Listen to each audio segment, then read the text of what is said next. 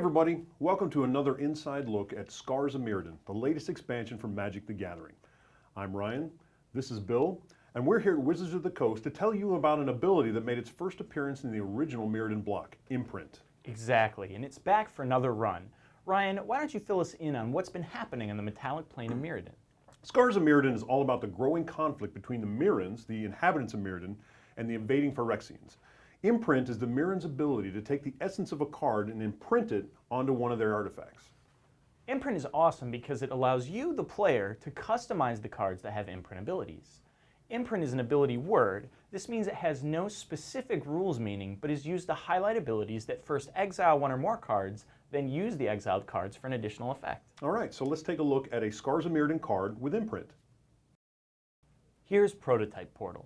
As you can see, its first ability allows you to exile an artifact card from your hand.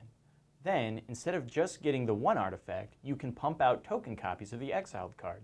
So Imprint allows you to get different effects depending on what you choose to exile. Exactly. Each card with an Imprint ability is different, so read them carefully so you know what they do, or more importantly, to know what you can make them do. Let's check out a quick example of a card with Imprint in action. Okay, so I control a Prototype Portal, and I've exiled a Razorfield Thresher, a 6/4 creature. To activate Prototype Portal's second ability, I have to pay X, where X is the converted mana cost of the exiled card. In this case, that's 7 mana, which I don't quite have yet. But as soon as Bill draws another land, he's going to start filling the battlefield with 6/4 killing machines. Now, I'd like to avoid that, so I'm going to cast Disperse to return the Prototype Portal to Bill's hand. Nice. The exiled Razorfield Thresher stays exiled, and the Prototype Portal returns to my hand. It's still my turn, so I'm going to recast the Prototype Portal. Okay, so the Razorfield Thresher is still exiled from before, so can you make token copies of it once you can pay the mana for them? No, I can't. A card with Imprint only refers to the specific card that was exiled.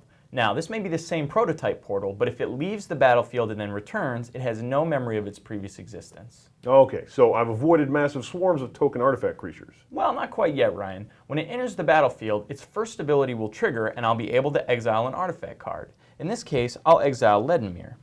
Okay, so now I'm going to be overrun by small, cute machines instead of large, twisted machines. Maybe, Ryan. I'll start by activating the Prototype Portal's ability and making a token copy of the Leadenmere. And so it begins. The bottom line with Imprint is that it can produce some game-changing effects if you exile the right cards. The battle for Mirrodin has only just begun, and powerful abilities like Imprint make a pretty strong case for joining the Mirran resistance. But as you're going to see, the Phyrexians have some pretty powerful weapons of their own. So which side will you choose? We'll see you next time.